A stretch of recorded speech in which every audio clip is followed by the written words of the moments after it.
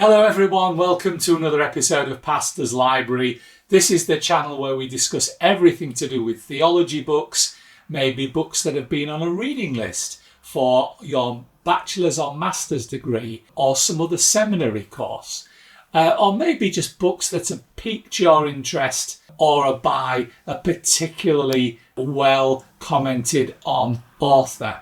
If you like what we have to say, I just invite you to leave a thumbs up on YouTube and to subscribe and click on the bell, and that way you'll be notified whenever we launch another episode.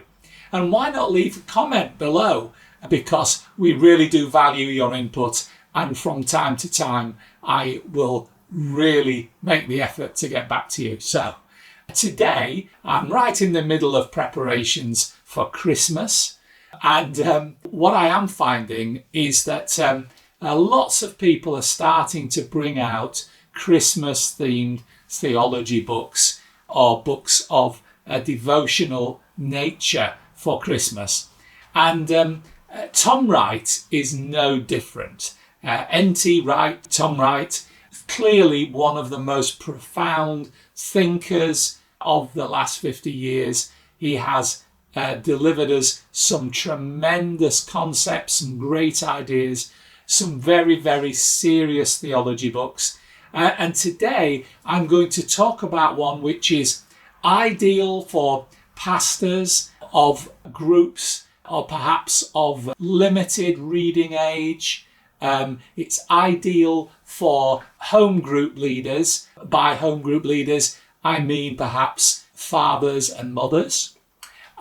This is going to have a huge impact on our younger congregations, and I think that Tom Wright has to have a big pat on the back for this. So this is a hardback book, which you very often would expect from Tom Wright. It's very well presented, and it's actually called The First Christmas, and this is it. Now, you do sometimes criticise me for dealing with very technical books. Well, today I'm going to offer you probably one of the least technical books that I have had to give you in the past. Now, this is a book which has great font size. There are no footnotes, and even the main body is very good size for reading. It also has some early photos of the nativity time which have amazingly been preserved well, and I think they may have been taken in black and white and have been colorized for this publication. So Tom Wright here offers a definitive look by a serious theologian at the nativity story. He deals primarily with Luke's nativity, and then he goes on to Matthew's nativity, and finally he closes it with some lists of promises given in the Old Testament fulfilled in the New, which of course is what you would expect from the mind of such a great theologian. So, as I am a pastor who has recently acquired a grandson, I thought this would be an ideal a book for me to put on my list of suggested books for Christmas presents. And I know one little boy called Elijah, who I can tell you now is likely to get this book for Christmas. So, what does it say? Well, I'll tell you what it doesn't say.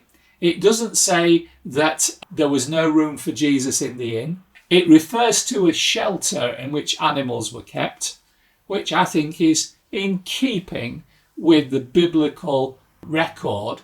And I have to say to you here, I am being highly critical of some representations of the nativity which are not quite as accurate as this. She does use a few technical terms like wrapping him up snugly.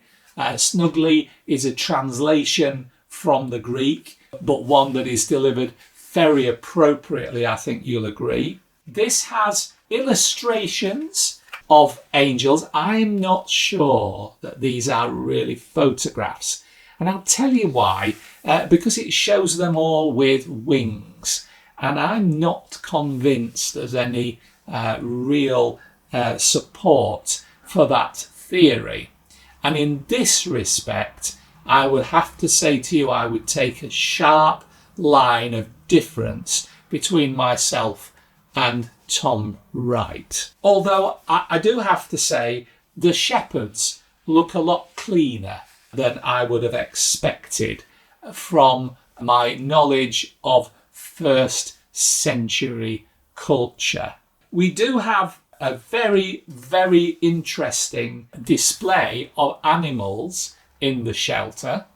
And as much as it has been an argument that theologians have had for years, in that many have said there was no donkey in the nativity scene, there was no donkey at the manger, here again Tom Wright sticks his neck out, taking the yes to the donkey theory, which I think is more Calvinistic than Arminian, but there you have it.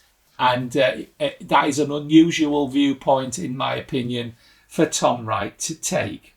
What is interesting is that 2 pigeons are included in the nativity scene. And I have to say that is also a view that's a little bit on the edge, and it's not really one that I would personally promote. So again, the visit of the wise men from the east takes place on camels. And again, I think that is probably much more likely than there being a donkey in the stable. But again, he is taking a punt out with that, taking the view that they would have travelled by camel rather than on horseback. Because we know the Arabians were very horse-friendly people. King Herod, who is pictured here, is described, I think, fairly, but his picture, to my mind, is a little bit more friendly than I would have thought. And what it does do is it shows that these wise men, who seem to be more than 3, but having said that, 3 of them are better dressed than the other 2 that are shown, which means that this man might be getting his theology more from we 3 kings of Orient are than from the Bible. And I have to say, making doctrine out of hymns, I would suggest he's not very safe. And so whereas I like an awful lot of Tom Wright's stuff, I am not sure about his sources for this book. But I do have to say, I am convinced that my grandson will get a lot out of this. And I look forward to reading it to him. There is a mention of the trip to Egypt, and that I think is helpful because some books dealing with the Nativity tend to overlook that very important point. So, what is to summarise about this book? This book is a little bit better than most nativity books, and it offers those people in our churches who don't necessarily have a good reading age, it offers us something that will help them approach Christmas in a very positive and helpful way. And whereas you may have some theological differences with Tom Wright over the issue of the presence of a donkey, then, I would say to you, give Tom Wright just a little bit of credence on this. After all, he is a very well-studied man, and he may just be playing the odds of saying statistically it is quite possible that a donkey was present at that time. So what I would say is, if you have people in your congregations, in your home groups, people that you are studying with, who simply do not have a great handling of English and may struggle to read their Bibles for themselves, this is perhaps a good introduction. After this, they could go on to the more gentler translations, but this would be a good starting point, particularly if they're going to have their Christmas at about 18 months of age and like sitting on Grandad's knee. So that's my first recommendation for Christmas. It's a great book, it really is, and it offers us so much, and we shouldn't forget that some of my listeners are actually very young indeed, and I would like them to know there is something for them as well in this great swathe of books that are part of Grandad's A Pastor's Library. Okay, everyone, remember to subscribe, to click on the bell, leave us a thumbs up, and if you have enjoyed our little bit of flippancy here, please enjoy Christmas together. God bless you, and until next time, bye!